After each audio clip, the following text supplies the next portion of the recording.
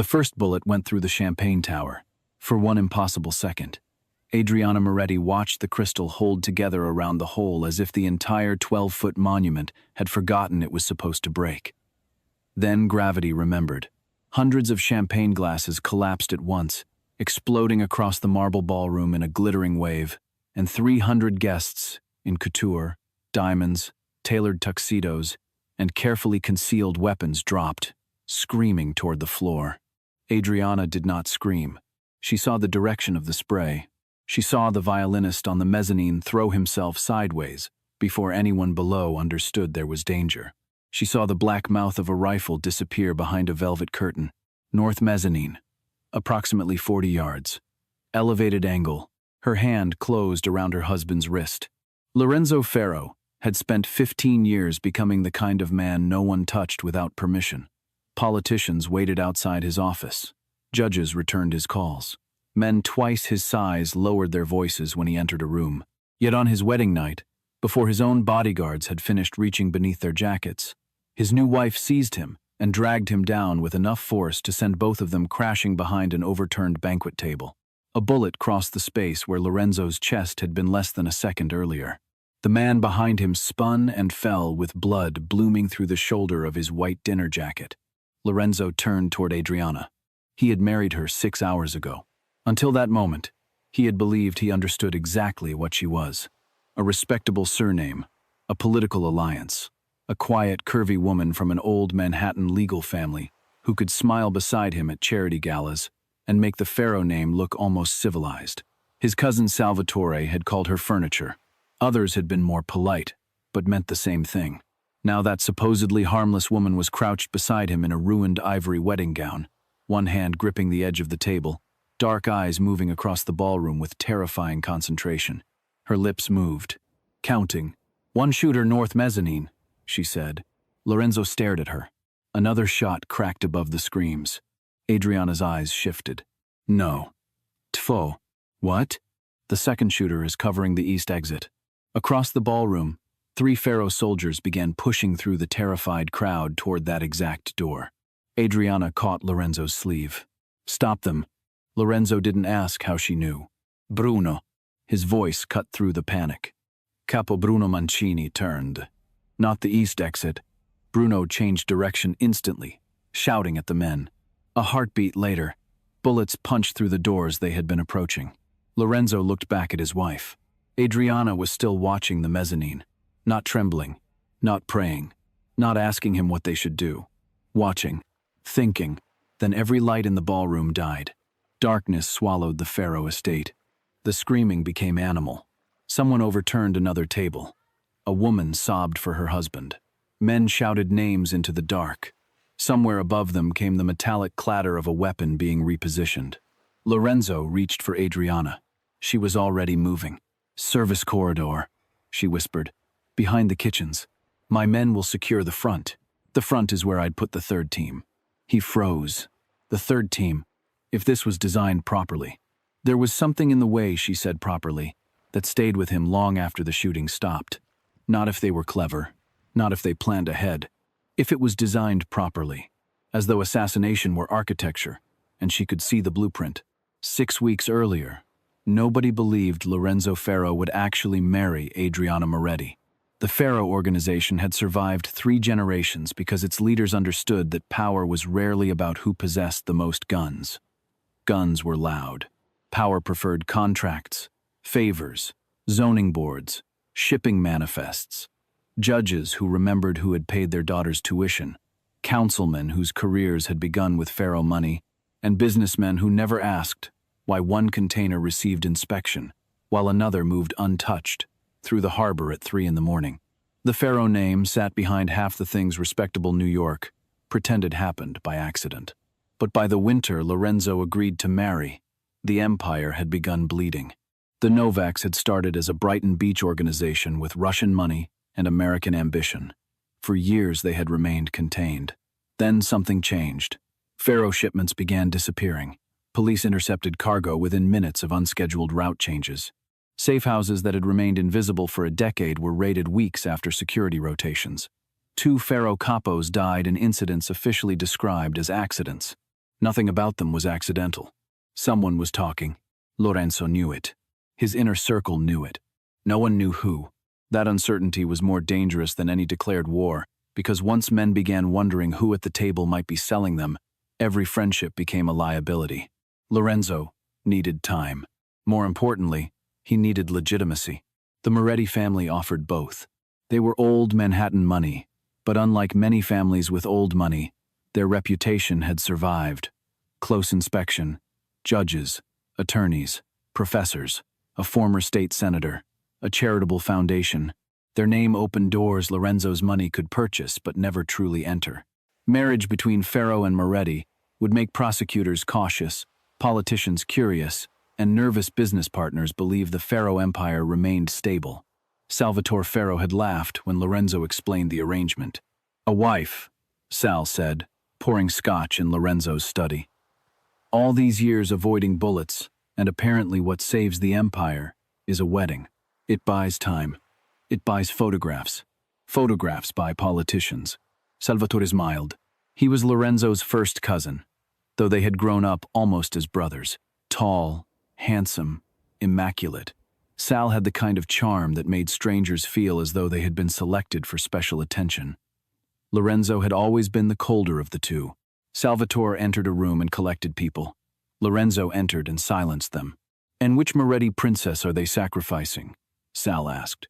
"Adriana." Sal's eyebrows rose. He knew the name vaguely. Everyone did. "Daniel's daughter?" "Yes." Sal's expression changed for less than a second. So quickly another man might have missed it. Lorenzo did not, but he interpreted it as recognition of an old scandal. Daniel Moretti had once been one of Manhattan's most respected defense attorneys. Then came the bribery allegations, disbarment, indictment, and suicide. The Moretti family had spent more than a decade quietly rebuilding what remained of the name. Salvatore swirled his drink. "I've seen Adriana." And nothing.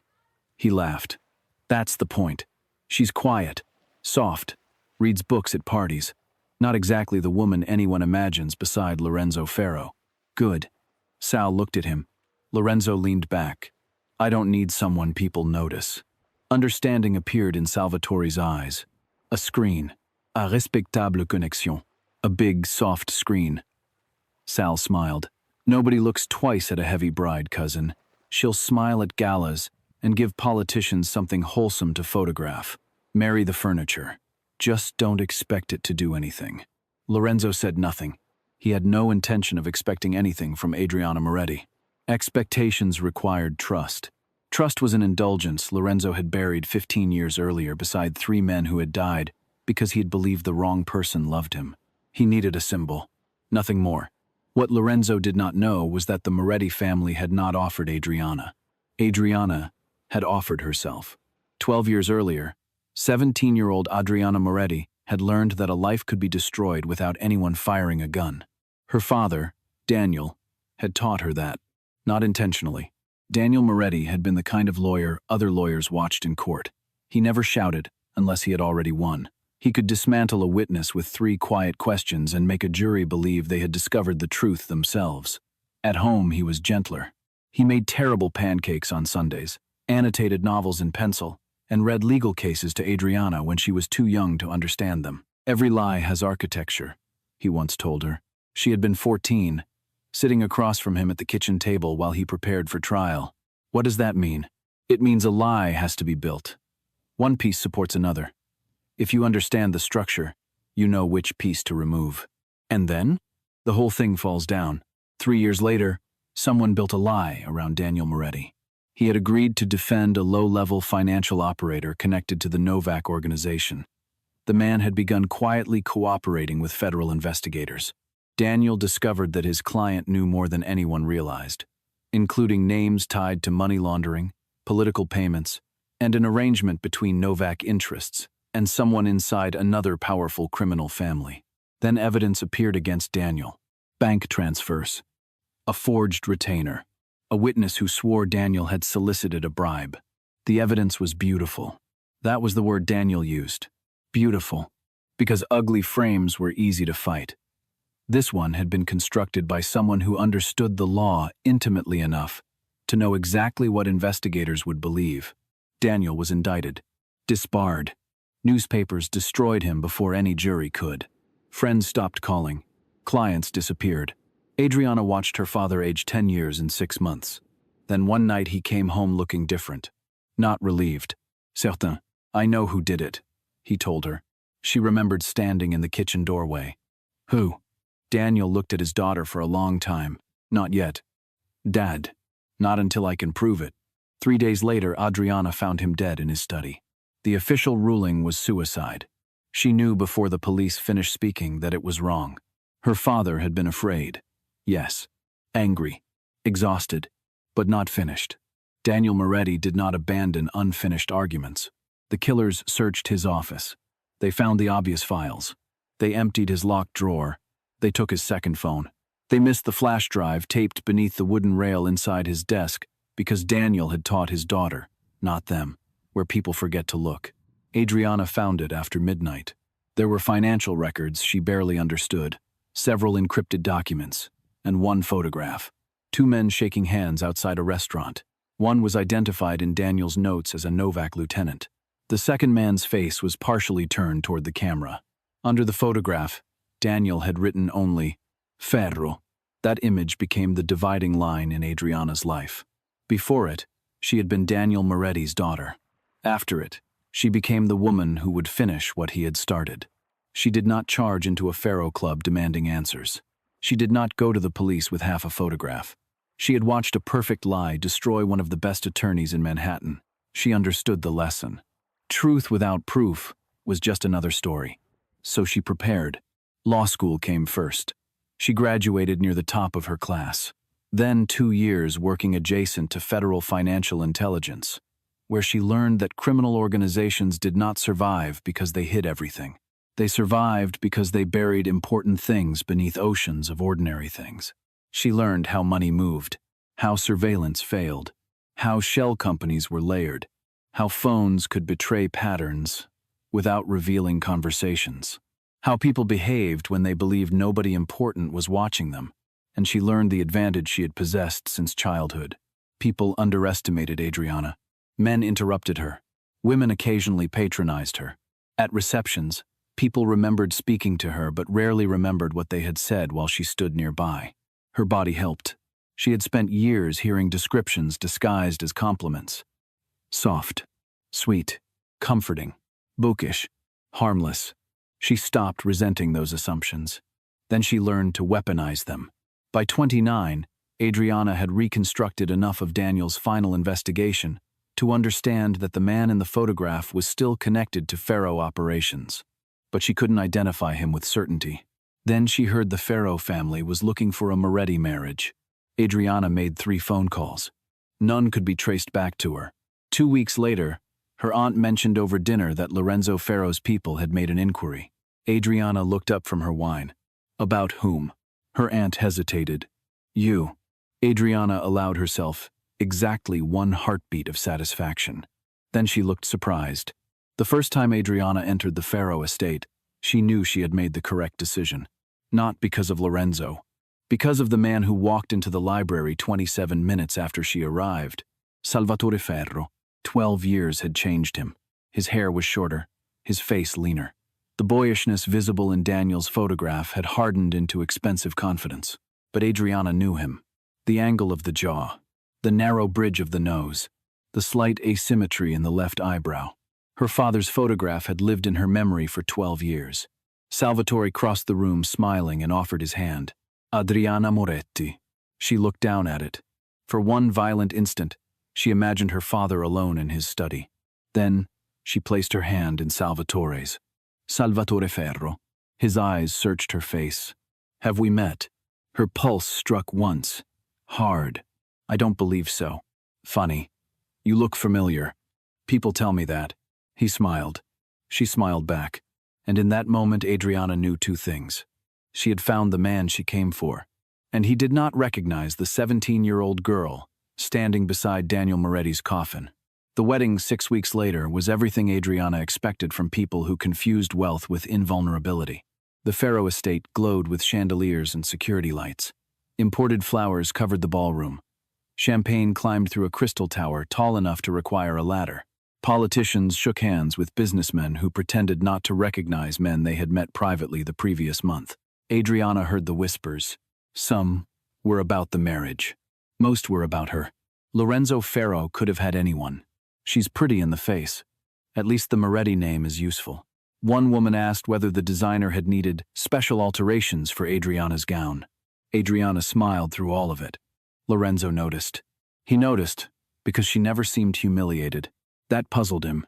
He had seen people pretend not to hear insults before. Their bodies always betrayed them. Shoulders tightened. Smiles became too wide. Eyes avoided the source. Adriana heard everything, then chose not to care, or appeared to. At dinner, Salvatore stood for his toast.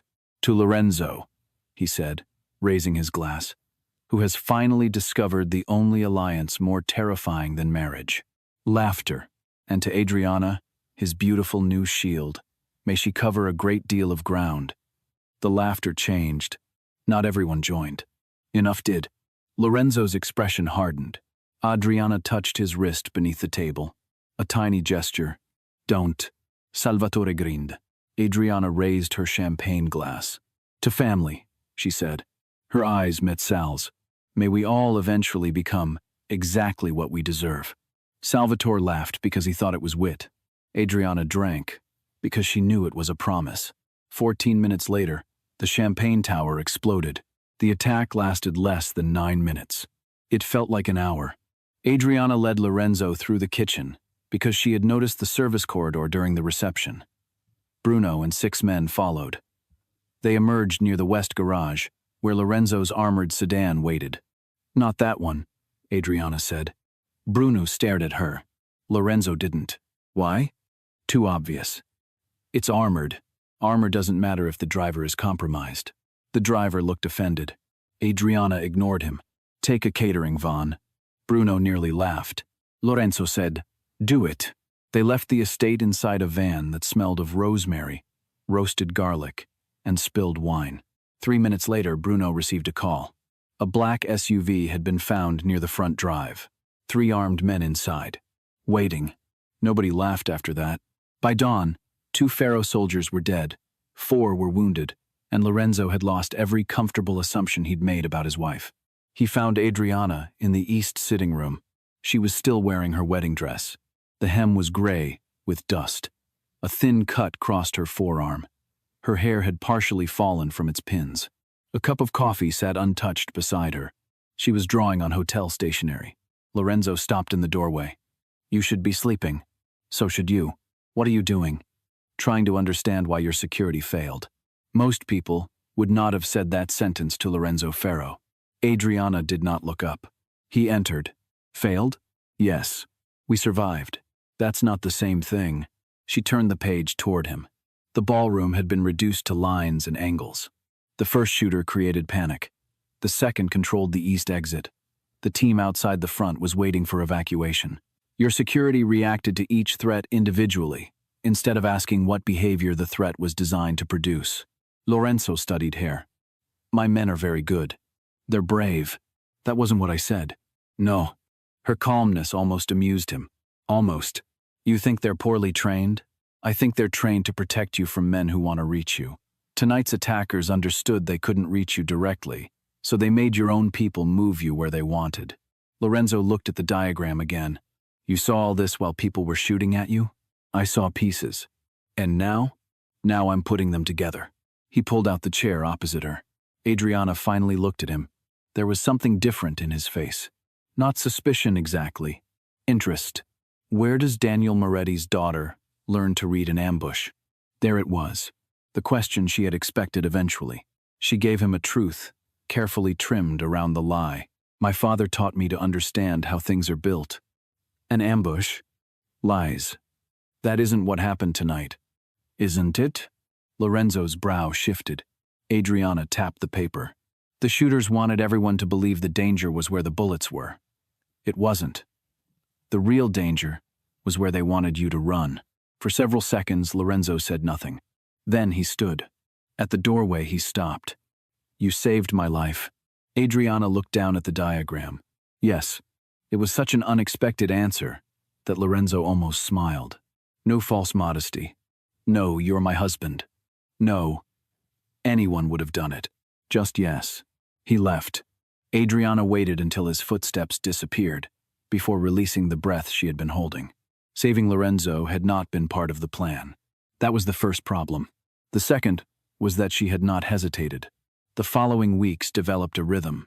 By day, Adriana became Mrs. Lorenzo Ferro. She attended charity lunches, sat beside Lorenzo at political dinners, learned which elderly aunt expected 2 kisses and which capo's wife hated lilies. She smiled for photographs and discovered that Salvatore had been correct about one thing. People looked through her. That made everything easier. At night, she worked. The Ferro estate was enormous, but no fortress was equally secure everywhere. Adriana mapped cameras, guard rotations, offices, entrances, which men stayed late, which drank too much, which used their phones in hallways, which assistants carried documents without understanding their importance. She started with the Novak attacks. There were 17 significant losses over 24 months. She built a timeline. Then she found the pattern. The compromised shipments all had last-minute routing changes. The exposed safe houses had recently changed security. The Novak organization was not seeing Ferro planning. It was seeing final execution. That narrowed the leak. Only 7 people consistently had access to both. Lorenzo, Bruno, Salvatore, 3 senior capos, and the head of logistics. Adriana eliminated Lorenzo immediately for obvious reasons. The logistics chief disappeared from the list after she discovered 2 Novak hits occurred while he was hospitalized and had no access to updated routing. One capo had been in Sicily during 3 incidents. Another had lost a brother in a Novak ambush he would have needed to help arrange. The list shrank. Salvatore remained, but suspicion was not proof. Her father had died because someone understood the difference. So Adriana kept digging. One night she followed a Ferro courier into the underground garage. The man had left his phone inside the vehicle while carrying documents upstairs. Adriana needed less than 2 minutes. She had 90 seconds when footsteps sounded behind the concrete column. She disconnected the device, closed the console, stepped away. Bruno Mancini appeared. He stopped when he saw her. Mrs. Ferro. Bruno, what are you doing down here? Adriana widened her eyes slightly. Not too much. Too much innocence. Looked like acting. I couldn't sleep. So you came to the garage? I was looking for the kitchen. Bruno stared at her. Adriana looked around. Then Sahil. I'm beginning to suspect I made a wrong turn. For a second, nothing happened. Then Bruno laughed. The kitchen is 2 floors above us. That would explain the absence of food. He shook his head and escorted her toward the elevator. Adriana smiled all the way upstairs. Only when the doors closed did she realize her fingernails had cut crescents into her palms. Another night, Bruno found her near Salvatore's office. That was worse. What are you doing here? Adriana glanced toward a framed photograph on the wall. Was that horse really yours? Bruno blinked. What? She pointed. The photograph showed several Ferro men beside a racehorse. Lorenzo told me the family used to race. Bruno's suspicion transformed almost instantly into nostalgia. 20 minutes later, Adriana knew the horse had been named Imperatore. Bruno had won $4,000 on its first race. Lorenzo's father had refused to sell it, and Bruno became emotional when discussing the Belmont Stakes. She also learned Bruno hated Salvatore. Not enough to accuse him. Enough to matter later. Salvatore was careful. He used burner phones, cash, intermediaries. A shell corporation registered through a woman named Elena Viscari. Adriana initially assumed Elena was a business associate. Then she followed her. Mistress. That was useful. Criminals protected money better than desire. Adriana traced Viscari holdings through Delaware, Malta, and eventually Cyprus. The final account was sealed behind banking protections. She could not penetrate without outside help. She contacted someone from her federal years. Then she waited. Waiting became more difficult because Lorenzo kept appearing. At first, Adriana assumed he was monitoring her. Perhaps he was. Then one evening he entered the library while she was reading, and dropped a shipping report onto the table. What would you do? She looked at him. With? This. She read it. A dispute involving port access and a union contractor. You're asking me? You seem to have opinions. I have many. I've noticed. She read for 5 minutes. You're negotiating with the wrong person. Lorenzo's eyes narrowed. The contractor owns the agreement. The contractor owns the paper. The union representative controls whether anyone honors it. He's irrelevant. He's insulted. That makes him emotional, not important. Emotional people become important when everyone else assumes they're irrelevant. Lorenzo stared at her, then sat down. Explain. She did. The next morning he followed her recommendation. The dispute disappeared by afternoon. 2 nights later, Lorenzo returned with another problem. Then another. Soon they were spending evenings in the library. They argued. That surprised Adriana most. Everyone around Lorenzo agreed with him too quickly. She didn't. You're wrong, she said one evening. Bruno, standing near the door, looked as though someone had dropped a grenade onto the table. Lorenzo slowly raised his eyes. Am I? Yes. Bruno studied the floor. Adriana continued. If you punish all 3 crews because one is leaking information, you'll create resentment among the 2 innocent crews and teach the guilty one exactly what you're looking for. Lorenzo leaned back. What would you do? Give each crew different information. His expression changed. 3 versions. Then watch which version reaches Novak. Lorenzo smiled. It was the first time Adriana had seen him do it without calculation. You enjoy this. I enjoy being right. You haven't been proven right. Give it time. Bruno coughed suspiciously into his fist. Lorenzo's smile widened. Something shifted after that. Adriana began noticing the man beneath the title. Lorenzo drank less than people assumed. He remembered the names of employees' children. He paid medical bills anonymously and became furious if thanked. He slept 4 hours on good nights. He hated being touched unexpectedly, and sometimes, when he thought nobody was looking, exhaustion transformed his face. One rainy night they remained in the library long after everyone else had gone. A bottle of wine sat between them. Neither had finished a glass. My father used to say a man who cannot be argued with will die surrounded by people who let him be wrong, Lorenzo said. Adriana looked up. He sounds intelligent. He was. What happened? Lorenzo turned his glass. Murdered by his underboss. The simplicity of the answer made it heavier. I'm sorry. Don't be. It was 15 years ago. Time doesn't make something harmless. His eyes lifted to hers. Adriana immediately regretted saying it, because for 1 second she wasn't speaking about Lorenzo's father. She was speaking about her own. Is that why you don't trust anyone? She asked. Lorenzo's face closed. She expected him to leave. Instead, he said, the last person I allowed close enough to know where I was vulnerable used that knowledge to open my throat. His fingers touched a faint scar near his collar. Adriana had noticed it before. She had never asked. I survived, he continued. The men with me didn't. Silence settled between them. Adriana suddenly understood something she had not prepared for. Lorenzo's distance was not arrogance. It was grief disciplined into habit. And that was dangerous. Because monsters were easy to use. Men were not. She had married an abstraction. The MafiaBoss. A door to Salvatore. A weapon she could point toward the man who killed Daniel. But every night, Lorenzo became less abstract. He listened to her. He challenged her. He began leaving coffee beside her books without mentioning it. Once, when a dinner guest made a joke about Adriana's weight, Lorenzo didn't threaten the man. He simply looked at him until the man apologized. Later, Adriana said, I didn't need rescuing. I know. Then why did you do that? Because I wanted him uncomfortable. She laughed before she could stop herself. Lorenzo stared. What? Nothing. You laughed.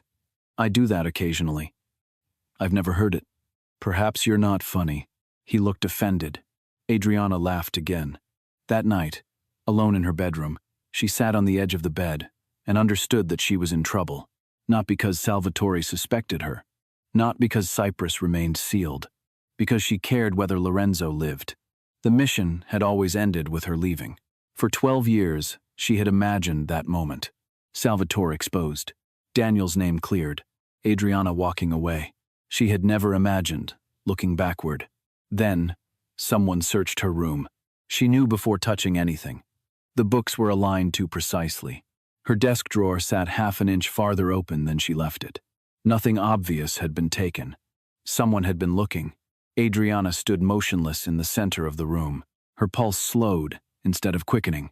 Training. Observe first. React later. Whoever searched the room was professional enough not to disturb anything noticeably, but not professional enough for her. The next morning, Salvatore found her in the garden. He sat beside her without invitation. "You look tired, cousin." "So do you. I sleep beautifully. Congratulations." His smile remained. "You don't." Adriana turned a page of her book. Salvatore leaned closer. "You spend a lot of time awake at night." There it was. "For furniture," he added. Adriana slowly closed the book. "Are you monitoring my sleep, Salvatore?" "I'm worried about you." "How touching. This is a large house." His voice softened. "Dangerous, for someone unfamiliar with it. Stairs everywhere. Balconies. Slippery floors. Brides who wander too much, sometimes have accidents." Adriana looked directly at him. Salvatore's smile no longer pretended to be friendly. For 12 years, she had imagined confronting this man. She had imagined rage. Instead, she felt clarity. "How kind of you to worry about my safety," she said. "I'll be very careful on the stairs." Something flickered behind his eyes. He stood. "Do that." Adriana watched him disappear into the house. Then she looked down at her hands. They were perfectly steady. He suspected her. Maybe not the truth, but enough. She had days, perhaps hours. That night she went to Lorenzo. He was alone in the war room, staring at a map of the eastern seaboard. Adriana stood in the doorway. "I know how the Novaks always know." Lorenzo did not move. The room changed. Every softness accumulated between them over the previous weeks vanished beneath the return of the boss. "What did you say?" "I know how they're getting information." "Come inside." She did. He closed the door. "How long have you known?" "I've suspected for weeks." His expression hardened. "You didn't tell me." "Suspicion isn't evidence. You're my wife. And you're Lorenzo Ferro. If I accuse someone in your family and I'm wrong, I don't get to apologize and move on." He said nothing. Adriana placed a folder on the table. "The attacks have a pattern." She showed him everything she could safely reveal. Routing changes, security rotations, access lists, dates, times, the shrinking circle of people capable of knowing the compromised information. Lorenzo understood quickly. Too quickly. By the time Adriana reached the final page, his face had gone still. "You haven't said the name." "No." "Why?" "Because you already know." His eyes became dangerous. "Careful. I am being careful. That's why I'm still alive." Silence. Adriana stepped closer. "The person feeding Novak isn't some driver or accountant. It's someone at the top. Someone you trust. Once I say his name, you have two choices. Believe a woman you've known 6 weeks, or believe your blood." Lorenzo stared at her. "And you don't think I'll choose you?" "I think I shouldn't ask you to without proof." That landed differently. His anger receded slightly. "How long?" 3 days. "For what?" "To give you evidence so complete, you won't have to choose between me and your family. And if you're wrong, then I'll leave." Lorenzo's jaw tightened. "That wasn't the question." Adriana looked at him. "If I'm wrong, you can decide what happens to me." For the first time, he looked genuinely angry. "Don't ever say that again." "What?" "That I decide what happens to you." "Lorenzo, you're not one of my soldiers." "No." "You're not property." Her heartbeat changed. "No." His voice lowered. "You're my wife." Neither moved. Adriana hated how much those words affected her. Finally, Lorenzo pulled out the chair beside him. 3 days.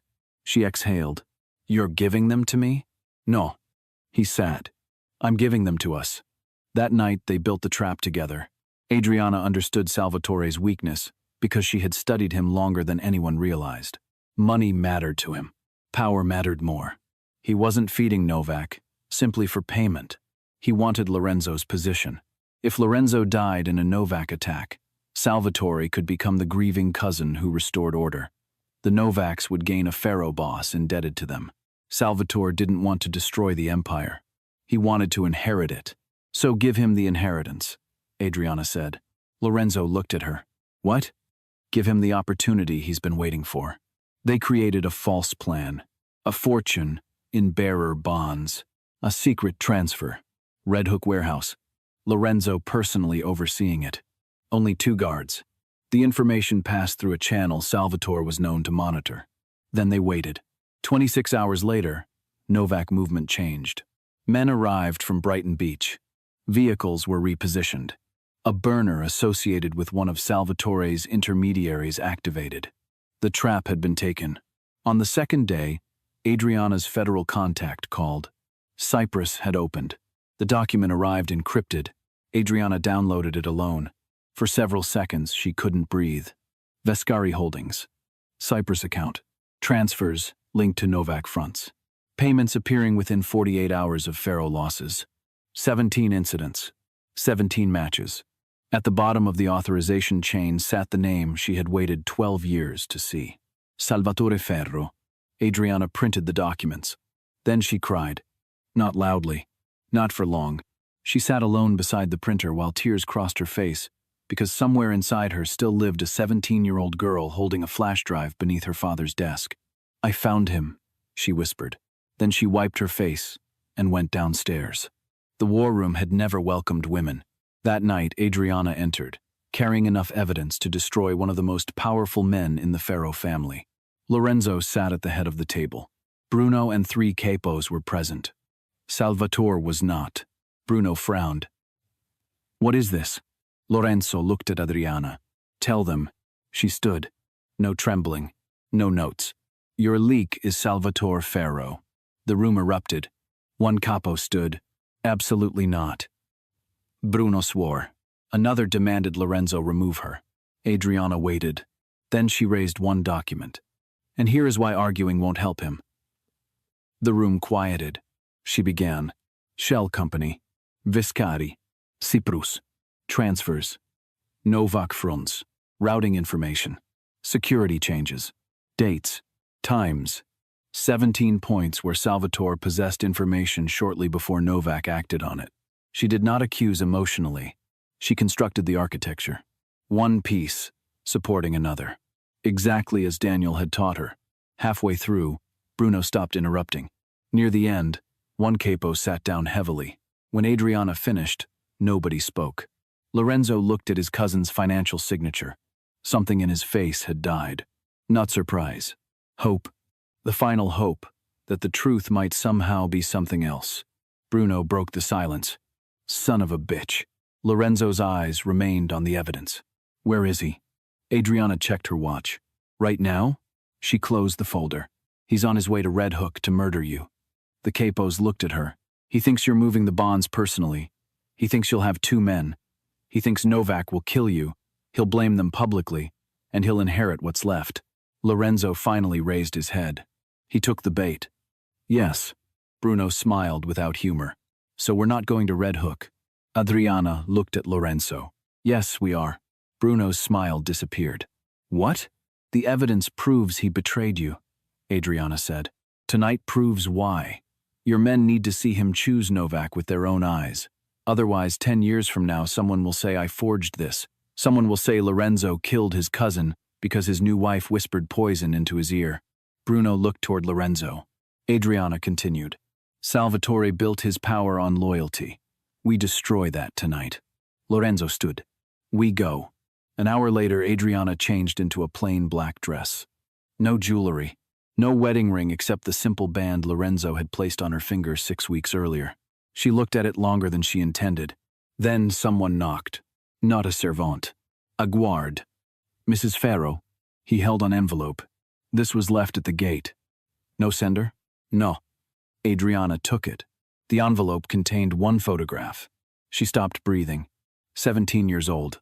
Black dress. Rain. Daniel Moretti's coffin behind her.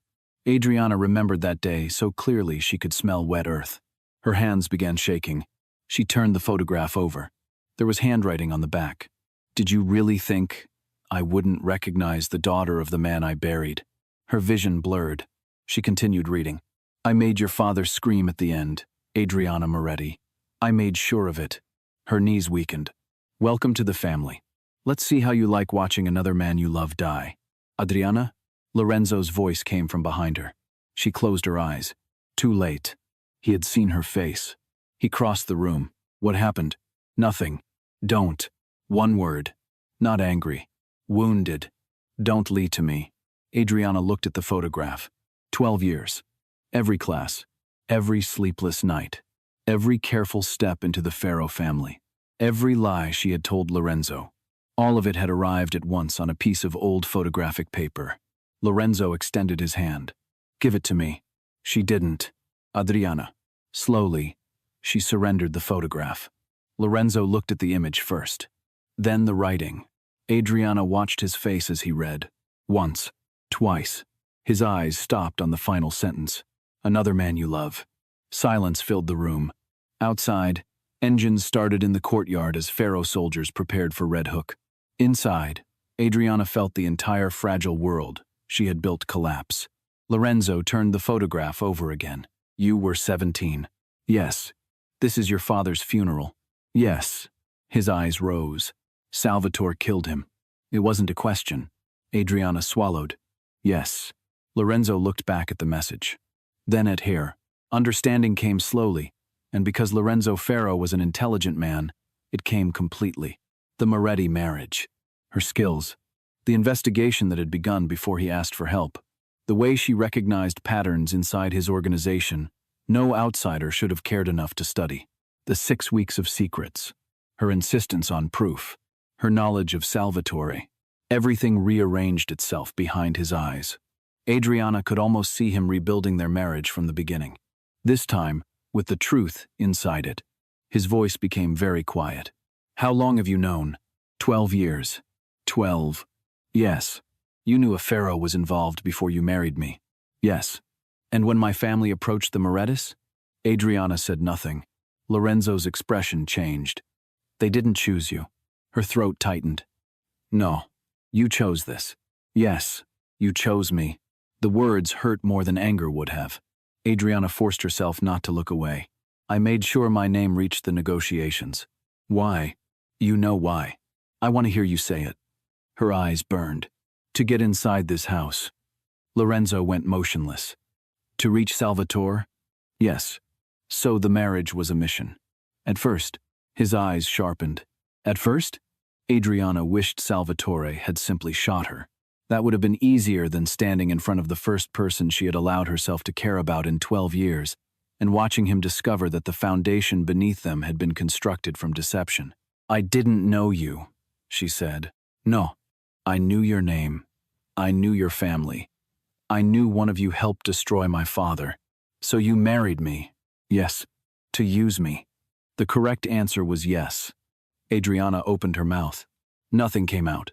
Because the answer had changed, somewhere between the ballroom floor and the library. Somewhere between arguments over shipping contracts and coffee appearing beside her books. Somewhere between Lorenzo telling her about his father and silently humiliating a man who mocked her. She had come to Pharaoh Estate prepared to manipulate a mafia boss. She had not prepared for Lorenzo Pharaoh to become a man. His eyes dropped to the photograph. Was any of it real? There it was. Not rage. Something worse. Adriana stepped toward him. He didn't move. The investigation was real. That isn't what I asked. I know. The nights in the library? Yes. The conversations? Yes. When you saved me at the wedding? Yes. You didn't need me alive to reach Salvatore. No. Then why? Adriana stared at him. Because I couldn't let you die. She couldn't say it. Not yet. Lorenzo saw the answer anyway. His gaze moved to the final line Salvatore had written. Another man you love. Adriana saw his jaw tighten. She had faced armed men without shaking. Now she couldn't control her hands. Lorenzo. He lifted his eyes. And for the first time since she had met him, Adriana Moretti could not read the man in front of her. Not the mafia boss. Not the husband. Not the wounded man who had begun trusting her. She did not know whether he wanted to kiss her, condemn her, or send her out of his house before she could betray him again. Outside, another engine roared to life. Red Hook was waiting. Salvatore was waiting. 12 years of Adriana's life were waiting. But neither of them moved. Lorenzo still held the photograph of Daniel Moretti's funeral between his fingers. Finally he spoke. You married me to avenge your father. Adriana forced herself to answer. Yes. His gaze locked onto hers. And somewhere along the way, according to Salvatore, I became another man you love. Her heart stopped. Lorenzo stepped closer. Not touching her. Not yet. Tell me, Adriana. His voice was barely above a whisper. Is that the first lie Salvatore has told us tonight? And for the first time in 12 years, with revenge finally within reach, and the man she had hunted preparing to walk directly into her trap, Adriana discovered there was a question she was more afraid to answer than whether Salvatore Ferro had murdered her father. Because the answer could destroy the only thing she had never intended to find inside the Ferro Empire. Something worth losing. Something worth staying for. Something real. And outside, in the darkness beyond the estate gates, a convoy was already waiting to take them to Red Hook, where Salvatore intended to make sure only one of them came home. Lorenzo did not look away from her. For several seconds, Adriana could hear nothing except the low vibration of engines outside the estate and the blood beating inside her ears. Is that the first lie Salvatore has told us tonight? He asked again. Adriana had spent 12 years learning how not to answer questions people wanted too badly. She knew how to redirect, how to offer a partial truth, how to let silence make the other person uncomfortable enough to fill it themselves. None of those skills helped her now, because Lorenzo was not asking as a boss. He was asking as a man who had trusted her, and she had already taken enough from him. No, she said. The word came out softly. Lorenzo's expression did not change. Adriana forced herself to continue. It isn't a lie. Something moved behind his eyes. Not relief. Not triumph. Pain first. Then something far more dangerous because it was softer. When? I don't know. That isn't an answer. I know. Then give me one. Adriana looked down at Salvatore's message, still held between Lorenzo's fingers. I came here knowing exactly what you were supposed to be. And what was that? A door. His jaw tightened. To Salvatore. Yes. And now, she lifted her eyes. Now you're the reason I'm afraid tonight. Lorenzo stared at her. Adriana swallowed. I wasn't afraid when I found my father. I was angry. I wasn't afraid when I entered this house. I had spent too long preparing for it. I wasn't afraid when the shooting started at the wedding because there wasn't time to be. She looked toward the dark windows. But when I read that sentence, I wasn't thinking about Salvatore. I wasn't thinking about revenge. I was thinking about you going to Red Hook and not coming back. Lorenzo's voice lowered. You could leave. What? Tonight. Right now. Adriana almost laughed. You think I'm leaving before this is finished? I think you've spent 12 years sacrificing your life to one dead man and one living one. I won't become the third. Her anger came suddenly. My father wasn't just a dead man. I know. No, you don't. Yes, Adriana, I do. His tone stopped her. Lorenzo stepped closer. My father has been dead 15 years. For 10 of those years, I made every decision, as if he were still standing behind me, judging whether I was strong enough to deserve what he left. Do not tell me I don't know what it means to let the dead keep a hand around your throat. Adriana said nothing. He continued, quieter now. You came here for Daniel. You found Salvatore. You found the proof. After tonight, if you want to disappear, I will make certain nobody follows you. If you want the marriage dissolved, it will be dissolved. If you want the Pharaoh name erased from your life, I will erase it. Her chest tightened. And what do you want? Lorenzo looked at her as though the question itself was unreasonable. What I want doesn't matter tonight. It matters to me. That struck harder than anything else she had said. His fingers tightened around the photograph. For a man feared across half the city, Lorenzo Ferro suddenly looked almost defenseless. I want, he said slowly, to be angry with you. Adriana's throat tightened. You have every right. I want to believe you used me. I did. No. His eyes hardened. You used the opportunity. That's different. She stared. You manipulated your way into the marriage because you believed someone in my family murdered your father. You investigated us. You lied by omission. You watched me while I had no idea who you really were. Yes. And when men opened fire at our wedding, you could have let them kill me. Adriana said nothing. You didn't. No. You could have given Salvatore enough information to destroy the organization and watch the Pharaoh name burn with him. I considered it. Lorenzo actually smiled once, bitterly. I appreciate the honesty. I did. And? And there were too many innocent people attached to the consequences. That's not the whole answer. No. Then say the rest. Adriana closed her eyes for half a second. Because you weren't him. Lorenzo went still. You weren't Salvatore.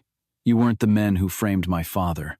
You weren't the version of Lorenzo Ferro I had spent 12 years hating before I ever met you. Her voice roughened. And once I understood that, revenge stopped being simple. Lorenzo took one slow breath. Then he moved close enough that Adriana could feel the warmth of him. We came to the same altar armed, he said.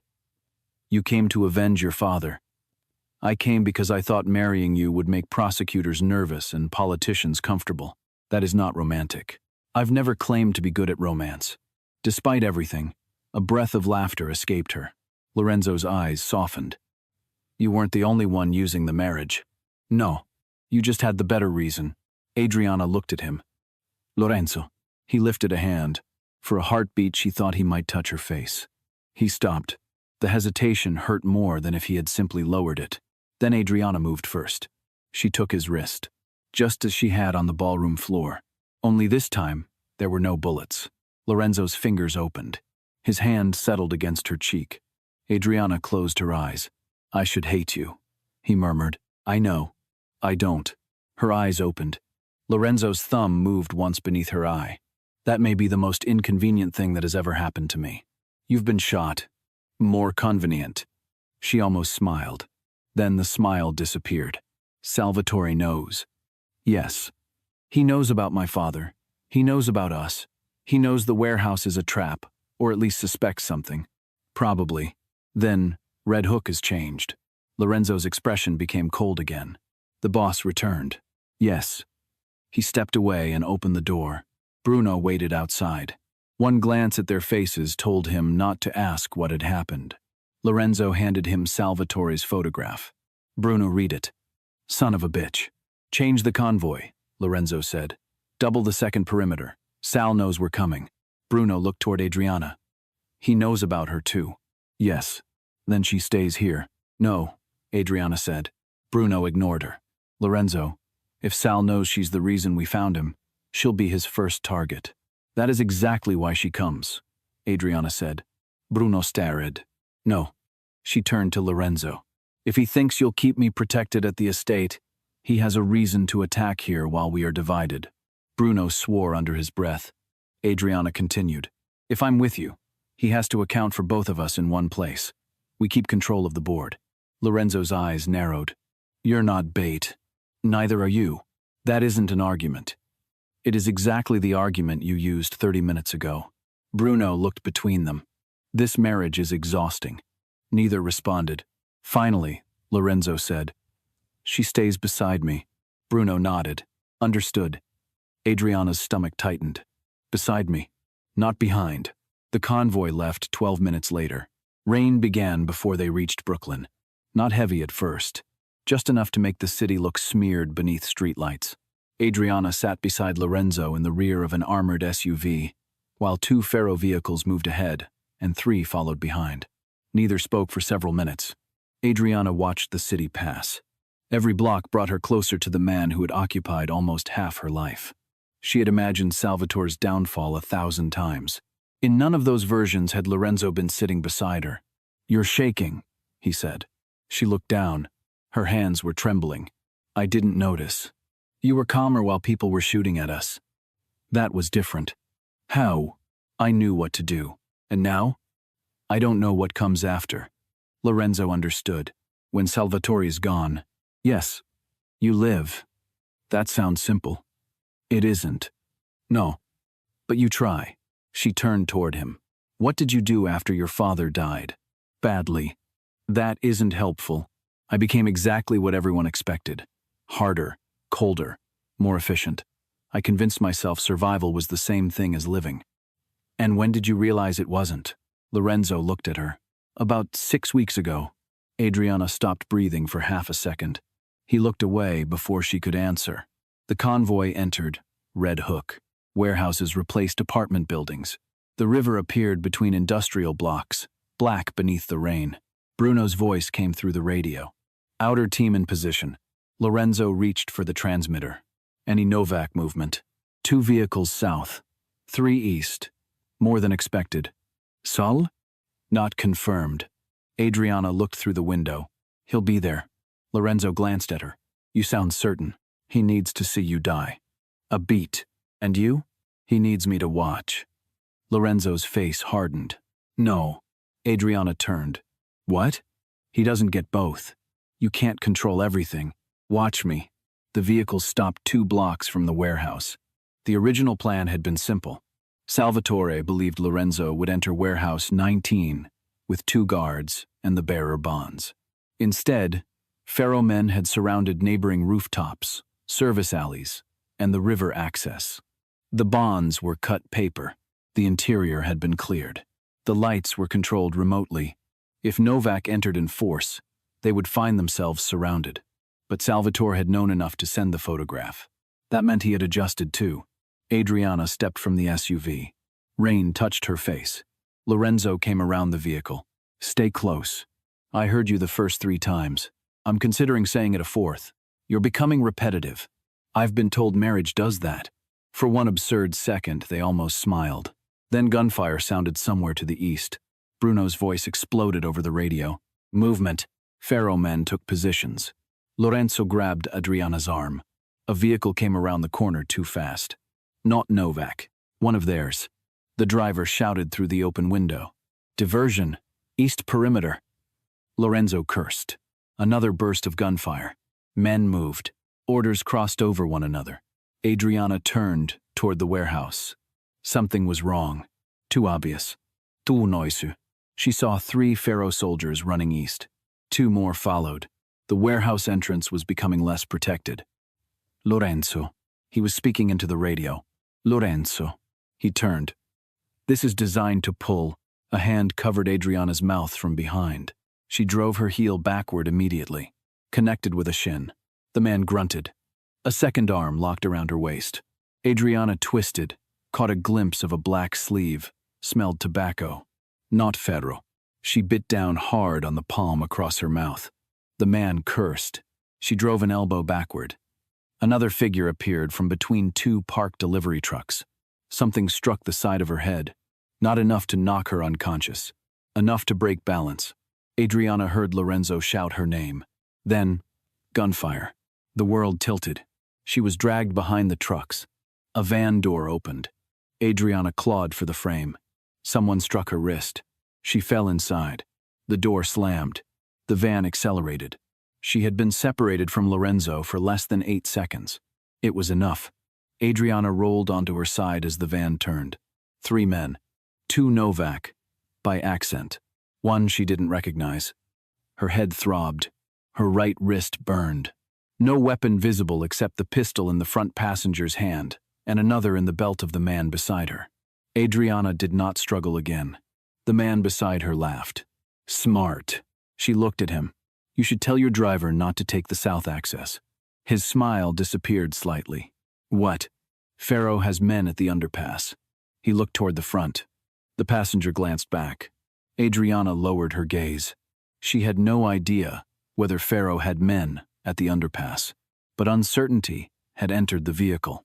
Useful. The van turned north. She counted seconds. 21, 37, 49. Warehouse district. They were not taking her far. Good. The man beside her zip-tied her wrists. Too tight. She flexed slightly before it locked, preserving a fraction of space. He noticed. Don't. Adriana looked at him. Don't what? Try anything. She gave him a tired smile. You kidnapped me from Lorenzo Pharaoh. He said nothing. I don't need to try anything. Your life expectancy already seems poor. The passenger laughed, despite himself. The man beside her did not. Adriana watched that. Hierarchy. The passenger was less afraid of the man beside her than he should have been. Novak crew. Not Sal's personal men. Salvatore had borrowed muscle. Important. The van stopped. They pulled her into a different warehouse from the one in the original plan. Smaller. Older. Rain leaked through sections of the roof. 6 Novak enforcers were inside. 2 Pharaoh men she recognized. Salvatore's men. And Salvatore himself. He stood beneath a hanging industrial lamp in a dark overcoat. When Adriana entered, he smiled. There she is.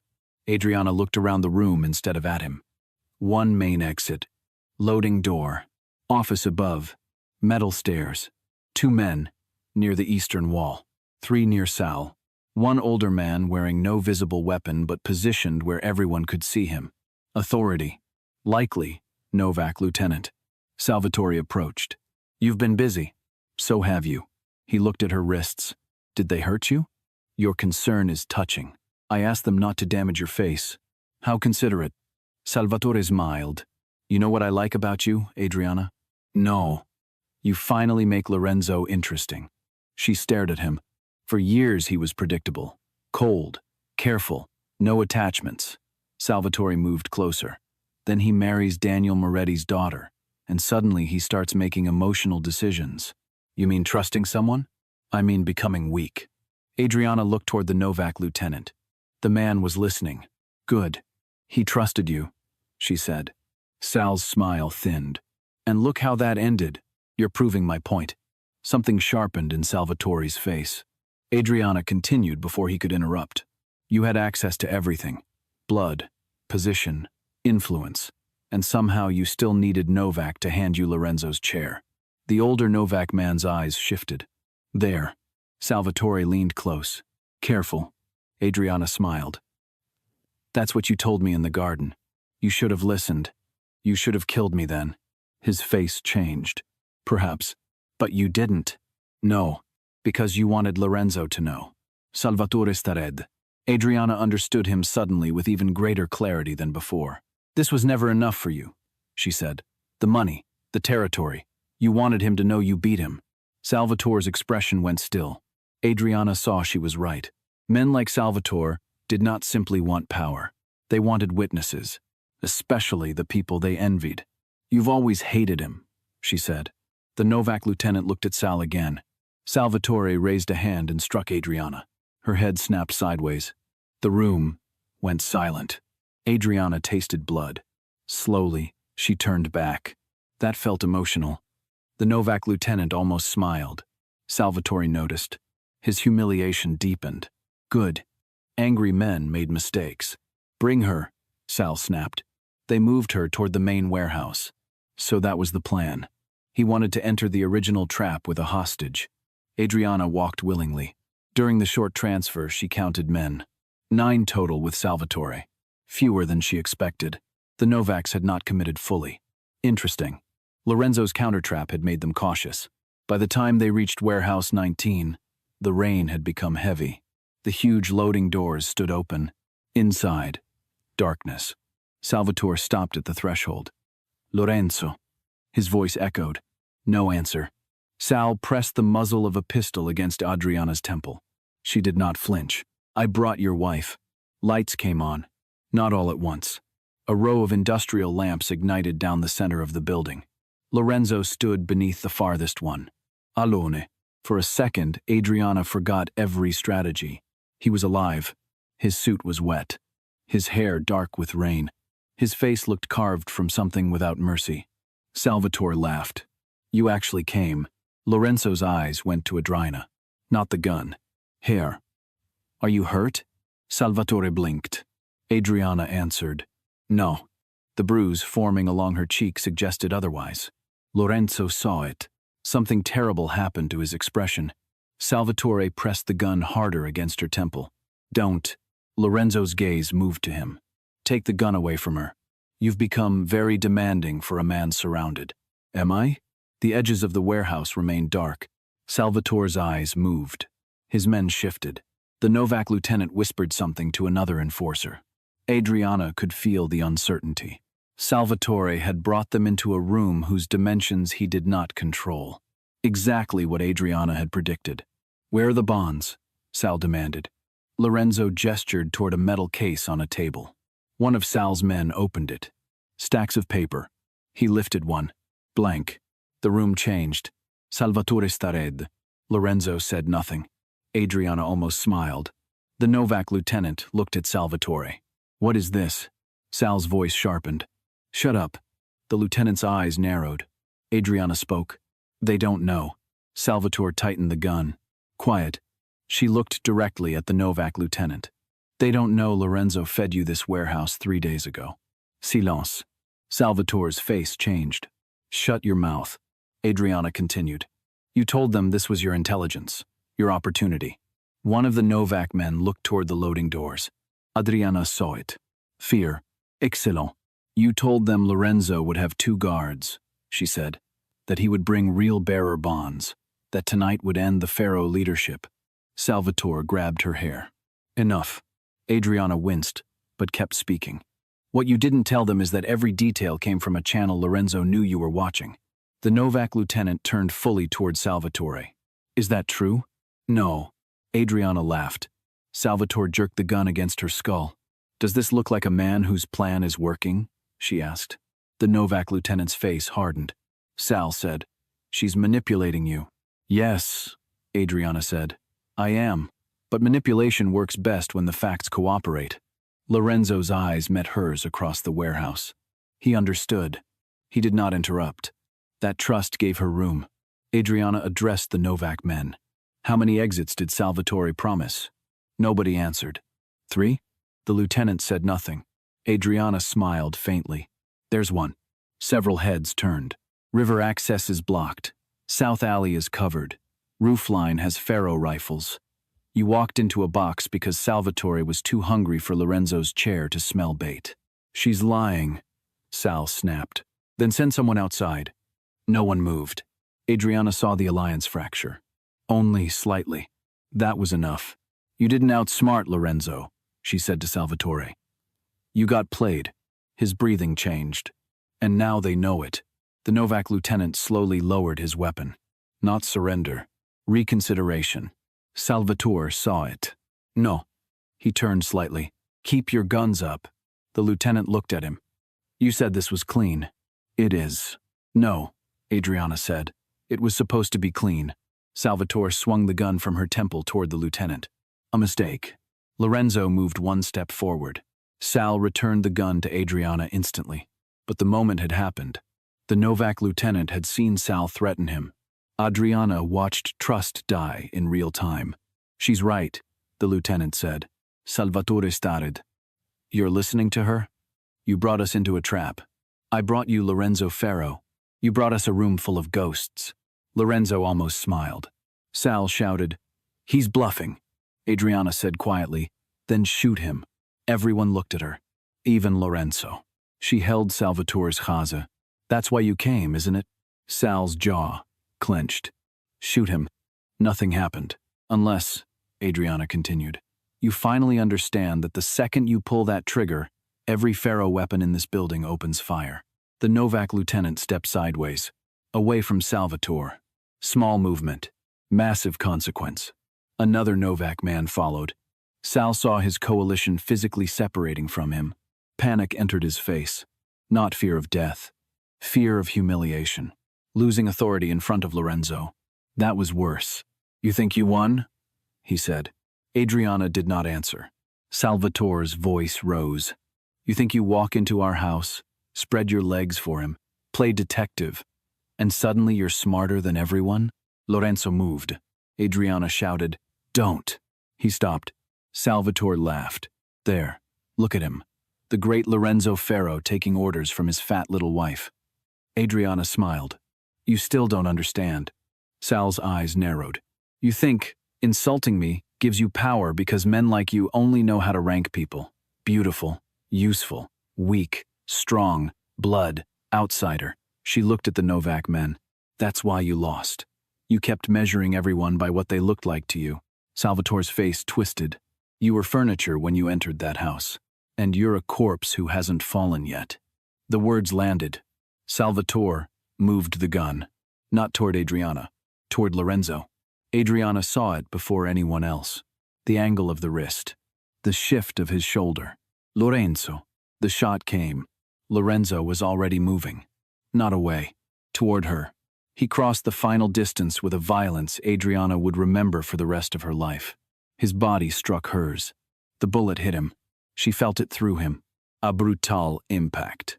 Lorenzo grunted. For one impossible second, he remained standing between her and Salvatore. Then every light in the warehouse seemed to erupt with gunfire. Pharaoh men emerged from darkness. Novak enforcers dropped behind crates or ran. The lieutenant shouted for his men to disengage. Salvatore fired again. Lorenzo raised his own weapon. One shot. Salvatore stopped. His face changed from rage to surprise. He looked down. Blood spread across his shirt. He staggered backward. Adriana watched the man she had hunted for 12 years fall to his knees. There should have been triumph. She expected it. She had imagined it. Instead, she felt nothing. Because Lorenzo swayed. Lorenzo. His gun slipped from his hand. She caught him before he hit the concrete. The world narrowed instantly. Salvatore disappeared. Daniel disappeared. The war disappeared. There was only blood. Too much. Lorenzo. He sank against her. Adriana lowered him carefully. Her hands pressed against his side. Warm blood flooded through her fingers. No. His eyes opened. You're bleeding. He almost laughed. So observant. Don't you dare. Bosse. Bruno. Her voice tore through the warehouse. Medic. Men moved. Adriana pressed harder.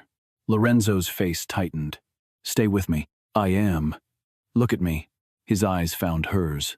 Rain came through the broken roof somewhere above them. Water mixed with blood on the concrete. Adriana's hands shook violently now. You were supposed to stay behind me, Lorenzo murmured. I did. That wasn't what I meant. Stop talking. Adriana. No. His hand found her wrist. Weakly. Exactly where she had grabbed him on their wedding night. Stay. Her vision blurred. I'm not going anywhere. Promise. Yes. Don't say yes because I'm bleeding. Then stop bleeding and ask again. His mouth moved, almost a smile. Then his eyes closed. Lorenzo. Bruno reached them. The medic pushed Adriana aside.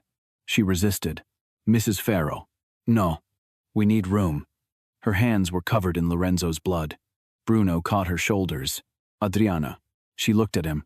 We need to let them work. She allowed herself to be pulled back. Only 3 feet. It felt like a mile. Across the warehouse, Salvatore lay motionless. Adriana looked at him once. 12 years of hatred. 12 years of preparation. All ending in a body she barely cared to see. Bruno followed her gaze. He's dead. Adriana said nothing. Adriana. She looked at Lorenzo. The medics were lifting him. Then why doesn't it feel finished? Bruno's expression softened. Because he isn't the ending anymore. They transported Lorenzo to a private surgical facility used by Pharaoh men when questions were inconvenient. Adriana hovered beside him. Nobody tried to stop her. Hours became fragments. Bright hallway. Blood being cleaned from her hands. A doctor saying the bullet had entered through Lorenzo's side and missed the liver by centimeters. Bruno pacing. Coffee untouched. Someone giving Adriana a clean shirt. She did not remember changing. At dawn, the surgeon appeared. He's stable. Adriana's knees nearly failed. Bruno caught her elbow. Stable? The bullet passed through. Significant blood loss. We repaired internal damage. He was lucky. No, Bruno said. He's stubborn. The surgeon looked confused. Adriana laughed once. Then cried. She hated doing it in front of people. Bruno pretended not to notice. Lorenzo woke, 13 hours later. Adriana was asleep in the chair beside him. Or trying to be. His voice was rough. You stayed. Her eyes opened instantly. You're awake. I noticed. She stood too quickly. You shouldn't talk. You said that before. You ignored me before. Yes. How do you feel? Like someone shot me. Adriana stared at him. Lorenzo's mouth shifted. You don't like my jokes. I've told you that. His gaze moved over her face. The bruise from Salvatore's strike had darkened. His expression changed. Who hit you? Guess. He's dead. Yes. Good. Adriana sat. For a moment neither spoke. Then Lorenzo looked at her hands. Clean now. But both of them remembered the blood. Did you mean it? She knew exactly what he meant. Yes. Which part? All of it. That's evasive. You were almost dead yesterday. Still evasive. Adriana sighed. Yes, Lorenzo. His eyes remained on hers. Yes, what? I love you. The words were terrifyingly simple. She had imagined saying them with more resistance. Apparently, nearly watching someone die removed unnecessary complexity. Lorenzo closed his eyes. Adriana frowned. That's your reaction? I'm injured. You asked. I know. You could say something. He opened his eyes. I love you too. She stopped. Lorenzo looked almost annoyed. Was that sufficiently clear? Adriana laughed, then immediately covered her mouth because the sound came out dangerously close to crying. Lorenzo lifted his hand. She took it. You married me to investigate my family, he said. Yes. I married you for political legitimacy. Yes. We are very bad at this. At marriage? At beginning one. I think we're improving. His thumb moved across her fingers. What happens now? Adriana looked away. There it was again. The question she had feared in the SUV. After. Salvatore was dead. The Novak network was fractured. The mission was technically complete. For 12 years, Adriana had built herself around reaching this point. Now she had arrived and discovered there was no road drawn beyond it. I don't know, she admitted. Lorenzo studied hair. Then we don't decide today. She looked at him. You're surprisingly reasonable while medicated. Don't tell anyone. In the following weeks, the Pharaoh organization changed. Salvatore's betrayal exposed more than one secret. Accounts were frozen. Intermediaries disappeared. 2 captains admitted helping move information without understanding the source. 3 politicians suddenly became unavailable. The Novaks publicly denied any alliance with Salvatore and privately withdrew from contested territory. The Pharaoh men who once whispered about Adriana stopped whispering when she entered a room. The first time she returned to the war room, everyone stood. Adriana stopped at the door. Bruno looked confused. What? Why is everyone standing? One capo cleared his throat. Respect. Adriana looked around. Sit down. You're making it strange. They sat immediately. Bruno smiled. Furniture. She looked at him. Careful. He raised both hands. Lorenzo recovered slowly. He hated it. He hated being told not to stand. Hated needing help with stairs. Hated the doctor. Hated pain medication because it made him feel unfocused. Adriana discovered that the most feared man in New York became deeply unreasonable when instructed to rest. You're going back to bed. I have a meeting. You have stitches. I can have both. No. He looked at Bruno. Remove her. Bruno immediately walked out of the room. Coward, Lorenzo called after him. Adriana folded her arms. Bill. Lorenzo starred. She stared back. 5 minutes later, he was in bed. The staff learned quickly. When Lorenzo refused medical instructions, send Adriana. But beneath the humor remained something neither mentioned. Her freedom. Lorenzo never used the marriage to hold her. Not once. When he was strong enough to walk unassisted, he had legal papers prepared. Adriana found them on the library table. She knew what they were before opening the folder. Dissolution agreement. No financial restrictions. No confidentiality clause that would endanger her. No surveillance. No obligation. Complete freedom. She found Lorenzo on the balcony. You had papers prepared. Yes. You could have spoken to me. I am speaking to you. After giving me divorce papers. Options. They look like divorce papers. That's one option. Adriana stared at him. What do you want? He looked out over the city. I told you before, Red Hook. Tell me again. Lorenzo inhaled. I want you to stay. Her chest tightened. But I don't want you staying because Salvatore is dead, and you don't know where else to go. I don't want gratitude because I took a bullet. I don't want a marriage held together by guilt. Adriana lowered the papers. And if I leave, I make sure you're safe. That's all? No. She waited. I suffer privately and become even more unpleasant. Despite herself, she smiled. Lorenzo continued. But you leave.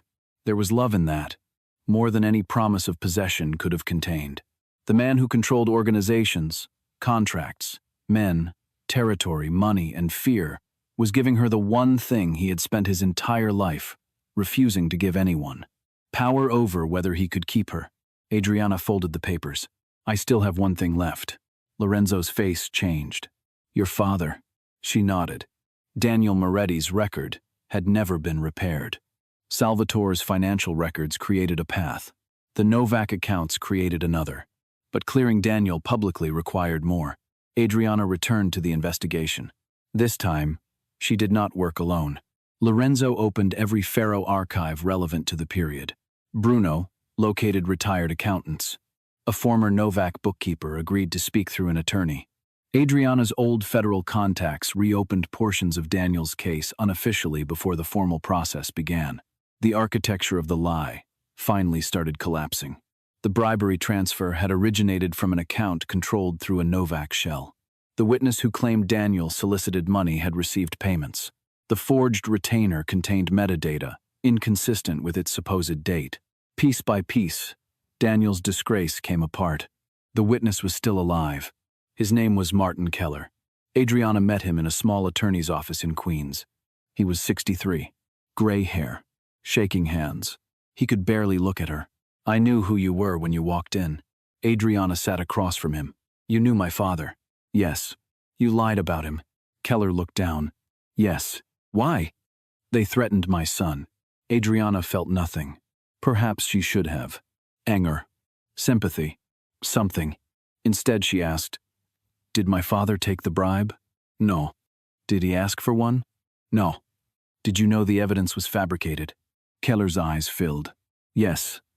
Adriana leaned back. For 12 years, she had wanted someone to say those words. Now they came from a tired old man in an office, with fluorescent lighting. No music. No dramatic justice. Just yes. "Will you say that under oath?" Keller closed his eyes. "Yes." 3 months after Red Hook, Daniel Moretti's disciplinary record was formally amended. The criminal case was posthumously vacated after prosecutors acknowledged material evidence had been fabricated and witness testimony corrupted. The newspapers that destroyed him ran shorter corrections than the original accusations. Adriana expected that. She didn't care. She printed the court order, then drove alone to the cemetery. The day was clear. That seemed unfair somehow. Every important memory she had of her father's death involved rain. She stood before Daniel Moretti's grave holding the document. For a long time she said nothing. Then she sat on the grass.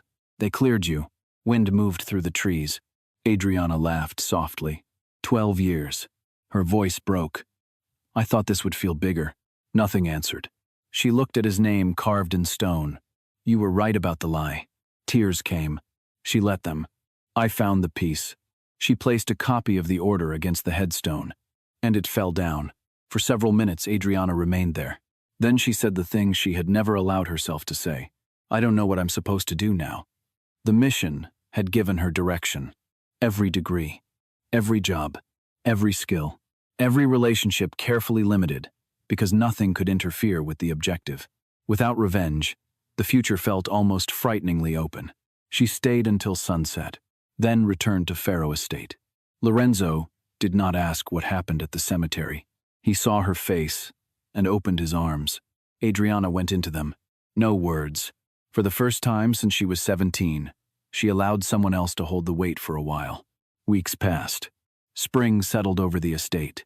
One morning, Adriana packed a suitcase. Not everything. Enough. She looked around the bedroom. The first weeks in this house, she had slept lightly and hidden documents beneath false drawer bottoms. Now Lorenzo's watch sat beside her book. Her coffee cup was on his side of the desk. There were 2 lives mixed together in small, ridiculous ways. She closed the suitcase. A maid saw it. By noon, everyone knew. Bruno found Lorenzo in the study. "You're going to let her go?" Lorenzo did not look up. "Yes. That is unbelievably stupid." "Thank you. She loves you." "Yes." "You love her?" "Yes." "So stop her." Lorenzo's eyes lifted. "No." Bruno stared. "Why?" "Because if I stop her now, I will spend the rest of my life wondering whether she stayed because she chose me or because Lorenzo Faro makes leaving difficult." Bruno sighed. "You two are exhausting. I've heard." Adriana walked through the estate slowly. The garden where Salvatore had threatened her. The corridor outside his old office. The war room. The library. She stopped there longest. 2 chairs remained beside the desk. A green lamp. Half a bottle of wine from the night before. This was where Lorenzo had first asked her opinion, where he had told her about his father, where she had begun making the unforgivable mistake of seeing him clearly. Her hand touched the back of the chair. Then she continued. At the front doors, her suitcase felt heavier than it should. A car waited. No guards. No pressure. Exactly as Lorenzo promised. Adriana stood before the open door. She could leave. For 12 years, that had been the ending. Enter. Expose. Avenge. Disappear. She looked at the road beyond the gates. Freedom. Then a thought arrived, with brutal clarity.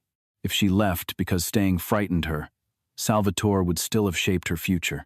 He had spent 12 years dictating what she studied, where she worked, who she trusted, what she wanted. Was she really going to let him dictate the ending too? Adriana turned. Where is Lorenzo? The driver hesitated. Penthouse. She left the suitcase beside the car. Lorenzo stood on the balcony with the city beneath him. He heard the door open. Did not turn. You forgot something? Adriana walked toward him. Yes. His shoulders tightened. What? You. He turned. For perhaps the first time in his adult life, Lorenzo Ferro looked completely unprepared. I thought you were leaving. I was. What changed? I realized something. She stepped beside him. I've been living according to dead men's decisions since I was 17. Lorenzo said nothing. My father died, so I became someone who could avenge him. Salvatore destroyed him, so I built my life around destroying Salvatore. Then Salvatore died, and I thought the only way to prove I was free was to leave everything connected to that life. She looked at Lorenzo. But you aren't Salvatore. No. You aren't revenge. No. You're not even the mission. His mouth shifted slightly. I appreciate the clarification. Adriana smiled. I packed because I needed to know I could. And I can. Lorenzo's eyes dropped. The answer hurt him. Adriana reached for his hand. He froze. I just don't want to. His eyes lifted. The city stretched behind them. For a few seconds, neither spoke. Then Lorenzo said, Adriana, yes? You need to understand something before you decide. I already decided. Let me finish. She waited. I am not easy. I noticed. I have enemies. I noticed that too. I am controlling. You're working on it. I dislike being told what to do. You're terrible at it. I occasionally solve disagreements in ways the Moretti family would consider morally questionable. Occasionally? He narrowed his eyes. Adriana laughed. Lorenzo's expression softened. I'm serious. So am I. His voice lowered. If you stay, I will never pretend this life is safe. I don't need safe. I do. Adriana frowned. For you, he said. That silenced her. I spent my entire life believing fear was weakness, Lorenzo continued. Then someone fired at us in that ballroom, and you pulled me down before I understood what was happening. 6 weeks later, I watched Salvatore put a gun against your head and realized I would have given him every port, every account, every piece of the empire, if that was the price of getting you back. Adriana squeezed his hand. That sounds financially irresponsible. Very. You should consult your wife. His eyes changed. Wife? She looked at him. If you still want one. Lorenzo stepped closer. I told you what I wanted.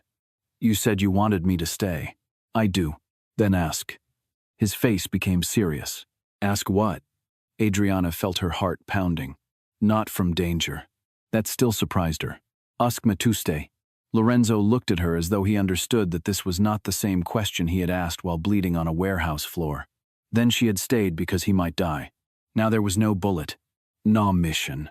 No father waiting for justice. No Salvatore. No obligation. Only choice. Lorenzo took both her hands. Stay. One word. For a man who had controlled negotiations worth hundreds of millions, he sounded almost uncertain. Adriana let him suffer for exactly 2 seconds. Yes. Lorenzo exhaled. She had never heard relief sound so quiet. That's all? He asked. What else were you expecting? A speech. You're difficult enough without encouragement. He pulled her close. Adriana rested her forehead against his. You know, she said. Your cousin once said nobody would look twice at me. He was an idiot. He said I'd make a good shield. Lorenzo's expression darkened. Adriana touched the scar at his side through his shirt. In the end, you were the one who jumped in front of the bullet. I don't recommend testing whether I'd do it again. I already know. His hand moved to her face. This time, there was no hesitation. He kissed her slowly. Not like a mafia boss claiming something. Not like a husband sealing a contract. Like a man who knew precisely how close he had come to losing what mattered, and had finally stopped pretending that needing another person made him weaker. Months later, when Adriana entered the Pharaoh war room, nobody called her furniture. Nobody called her a shield. They called her counsel when she corrected a contract. They called her Mrs. Pharaoh when ceremony required it. Bruno occasionally called her terrifying when she found errors in his reports. Lorenzo usually called her Adriana. And once, when he believed no one else could hear him, he called her home. The empire survived. Not because one woman magically transformed organized crime into something clean. Not because Lorenzo ceased being the dangerous man he had always been. Life was not that simple, and Adriana had spent too many years around lies to pretend otherwise. But certain things changed. Lorenzo stopped rewarding blind obedience. He built systems designed to challenge information instead of protecting loyalty. Bruno made every senior capo review competing intelligence. No single person controlled final routing information anymore. The weakness Salvatore exploited could never exist in the same form again. And Adriana finally began building something she had never planned. A life not organized around revenge. She returned to legal work under her own name. Not Pharaoh's. Not Daniel's shadow. Hers. She represented people who had been destroyed by fabricated financial evidence, coercive witnesses, and institutional failures. Some cases she won. Some she lost. But each time she entered a courtroom, she remembered her father telling her that every lie had architecture. She also remembered something he never lived long enough to teach her. Truth was not the only weapon that mattered. Trust mattered too. So did choice. So did allowing someone to see the parts of you that could be used to hurt you, and discovering they chose instead to protect them. Lorenzo learned that lesson more slowly. One evening, nearly a year after their wedding, Adriana found him standing alone in the ballroom. The champagne tower was gone. The bullet damage had been repaired months earlier. Everything looked exactly as it had before. Almost. Adriana walked toward him. "What are you doing?" "Remembering." "That seems dangerous." He smiled faintly. "You dragged me to the floor here." "You're welcome. I thought you'd broken my wrist. I saved your life. You can do both." She stopped beside him. Lorenzo looked toward the mezzanine. "I remember looking at you and thinking I'd married a stranger." "You had?" "No." He turned toward her. "I married someone I hadn't bothered to see."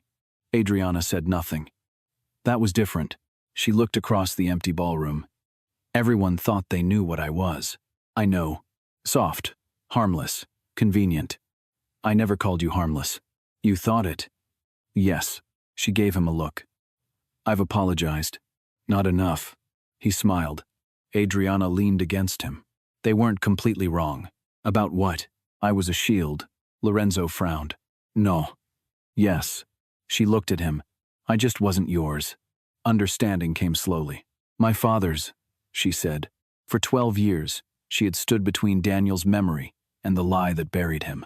Protected his name, carried his unfinished fight. Then somewhere along the way, she stopped living only for the dead. Lorenzo took her hand. "And now?" Adriana looked toward the doors. Beyond them was a life she had once expected never to have. Work. Arguments. Danger. Dinner with Bruno complaining about security budgets. Lorenzo leaving coffee beside her books. Ordinary things inside an extraordinary world. "Now," she said, "I think I'm done being anyone's shield." Lorenzo nodded. "Good. What am I instead?" He considered. "My equal." That was the correct answer. "I've learned." She smiled. Years later, people would tell the story of the Pharaoh wedding differently depending on who was speaking. Some said Lorenzo Pharaoh had survived because his security team reacted quickly. Others claimed the shooters simply missed. A few whispered that his new wife had seen the attack coming. Most details disappeared into the mythology that always grew around powerful people. But the people inside that ballroom remembered. They remembered the first bullet going through the champagne tower. They remembered the woman everyone had dismissed, grabbing the most feared man in the room and pulling him into cover. They remembered Salvatore Pharaoh raising a glass and mocking her as a shield. They remembered laughing. Nobody laughed about it later. Because Adriana Moretti had walked into the Farrow family wearing a wedding dress and carrying 12 years of vengeance behind a calm smile.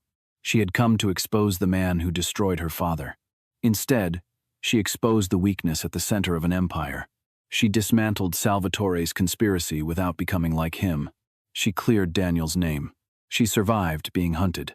And somewhere between deception and truth, she did the one thing she had never planned for.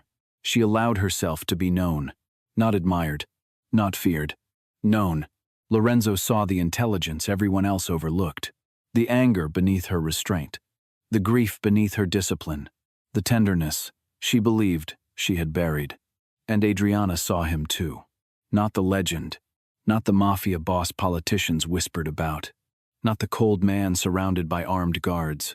She saw the son who had never stopped grieving his father, the leader terrified of betrayal, the husband who believed love meant giving someone a weapon against you. And when he finally handed her that weapon, she did not use it. That was why he trusted her. That was why she stayed. Not because she belonged to the Pharaoh Empire. Not because revenge required it. Not because a contract tied their names together. She stayed because after spending half her life, forcing the world to recognize the truth about her father, Adriana finally understood that being seen herself was a kind of justice too. On the anniversary of their wedding, Lorenzo brought her back to the balcony overlooking Manhattan. No guests, no guards close enough to hear, no champagne tower, just the two of them and the city. Adriana leaned against the railing. You planned this? Yes. You dislike anniversaries. I've reconsidered. Why? Because apparently this one ended well. You were shot at. So were you. Salvatore humiliated me in front of 300 people.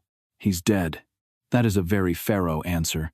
Lorenzo stepped behind her and placed his hands at her waist. You still stayed. Adriana turned. So did you. His eyes moved over her face. Do you regret it? Which part? Any of it. Adriana thought about Daniel. Law school. The flash drive. The photograph. The ballroom. Red hook. Blood beneath her hands. The court order resting beside her father's grave. Her suitcase abandoned by the front door. She shook her head. I regret what it cost. Lorenzo nodded. But not where it brought me. His hand touched her cheek. Neither do I. Below them, Manhattan burned with millions of lights. Once, Adriana would have looked at those lights and imagined every hidden room where powerful men built lies. Now she understood something else. Structures could be built from truth, too. Slowly, piece by piece. A question answered honestly. A secret finally confessed. A hand taken when walking away would have been easier. A man standing between a bullet and the woman everyone assumed existed to protect him. A woman staying not because she had nowhere else to go, but because the door was open and she chose not to leave. Lorenzo looked toward the skyline. You know what Bruno said yesterday? I usually prefer not to. He said the men still talk about the wedding. Adriana groaned. Why? Because half of them were on the floor before you were. They should train more. I told him you'd say that. She smiled. Lorenzo's expression became thoughtful. They still call you the Shield sometimes. Her eyebrow rose. Do they? Not to your face. Wise. But they mean something different now. Adriana waited. Lorenzo took her hand. They mean you're the reason the whole thing didn't collapse. She looked at him. That is far too sentimental for Bruno. It may have been the wine. Definitely the wine. Lorenzo laughed. Adriana loved that sound. It was still rare. Less rare than before. A year ago, she had entered Pharaoh Estate, believing love was a vulnerability she could not afford. Her father had loved the truth and died for it. Lorenzo had trusted people and nearly died for it. Salvatore had understood affection only as leverage. They had all taught her the same lesson in different ways. Anything valuable could be used against you. What none of them had taught her was that refusing to value anything was not safety. It was emptiness. Adriana had spent 12 years becoming impossible to surprise. Then Lorenzo surprised her by being human. That had changed everything. She looked down at their hands. The wedding bands caught the light. Lorenzo? Yes? If you ever call me furniture, I'll push you off this balcony. I would never. Good. I prefer terrifying legal strategist. Better. Occasionally unreasonable wife. She stared. He smiled. You're injured often enough already. Threat noted. Adriana stepped closer. There was no audience now. No enemy. No mission. Nothing left to perform. Lorenzo kissed her forehead. She closed her eyes. For years, Adriana had believed the most important moment of her life was the night she found the photograph beneath her father's desk. Then she thought it was the moment she recognized Salvatore. Then the wedding ambush. Then Red Hook. Then the day Daniel's name was cleared. She eventually understood none of those moments stood alone. A life was not a case file. There was no single piece that explained everything. There were only choices layered over choices until they became a person. Daniel had taught her to dismantle lies. Salvatore had taught her the cost of letting hatred define you. Lorenzo taught her that trust was not blindness, if both people understood exactly how dangerous the other could be and chose honesty anyway. And Adriana had taught Lorenzo something no enemy, capo, or advisor ever had. Being protected did not make a man weak. Being challenged did not diminish authority. And love was not surrender. Sometimes it was the first thing strong enough to make survival worth the trouble. The woman his family had called furniture became the person whose opinion Lorenzo sought before every major decision. The bride they mocked as a shield became the strategist who exposed the traitor beneath their own roof. The daughter who had entered seeking revenge became the woman who walked away from vengeance before it consumed the rest of her life. And the Mafia boss who married her because he wanted something respectable, standing beside him, eventually learned that respectable had never been the point. He did not love Adriana because she made him look legitimate. He loved her because she looked directly at everything ugly, dangerous, frightened, and unfinished inside him, and never mistook seeing clearly for surrendering herself. She remained difficult. So did he. They argued. Often, Bruno once claimed he could predict Pharaoh policy by listening to which one of them slammed the library door. They made mistakes. They carried scars. Some nights Lorenzo woke from old memories and stared at the ceiling until Adriana reached for his hand. Some mornings Adriana stood too long before Daniel's photograph and felt the old mission pulling at a life that no longer existed. Neither tried to fix the other. They simply remained. And sometimes remaining was the hardest form of love either of them knew. On that anniversary balcony, with the city spread beneath them, Lorenzo finally asked a question he had been carrying for months. If Salvatore hadn't been involved with your father, would you ever have married me? Adriana considered pretending offense. Instead, she answered truthfully. Probably not. Lorenzo frowned. That was fast. You asked. I expected diplomacy. You married the wrong woman. Apparently. She touched his chest. But if I met you now? His expression changed. What? If there was no Salvatore, no arrangement, no mission. If I met you exactly as you are now. Lorenzo waited. Adriana smiled. I'd still argue with you. I assumed. I'd still think you're controlling. Yes. I'd probably dislike you for at least a month. Only a month? Don't ruin this. He smiled. And after that? Adriana looked into the face of the man she once considered nothing more than a door. After that, she said, I'd probably make the same mistake. Lorenzo's hand tightened at her waist. Mistake? Falling in love with you. He kissed her. Below them, the city continued, without caring about promises made above it. Cars moved. Sirens sounded. Windows lit and went dark. Somewhere, someone was lying. Someone else was searching for proof. Somewhere, another underestimated person was learning to use being overlooked as an advantage. Adriana understood them now. She had once believed strength meant never letting anyone see what could hurt you. She knew better. Strength was knowing exactly what could break you, and choosing to love anyway. The Pharaoh family had laughed because they thought Lorenzo had married a screen, a soft woman, a respectable surname, something large enough to stand in front of danger, while the real power remained safely behind her. They had been wrong about almost everything. Adriana was never furniture, never decoration, never harmless. And in the end, she was not Lorenzo Pharaoh's shield. She was the one person who could stand beside him without disappearing into his shadow. The one person who could tell him no and remain. The one person who learned every weakness he possessed and protected them instead of exploiting them. The one person he trusted enough to let walk away. And because he let her walk away, she chose to come back. That was the part of their story nobody at the wedding could have understood. Not Salvatore. Not the capos. Not even Lorenzo. The most dangerous man in New York did not win Adriana Moretti by trapping her inside his world. He won her by opening the door. And the woman who had spent 12 years planning her exit finally discovered somewhere she wanted to stay.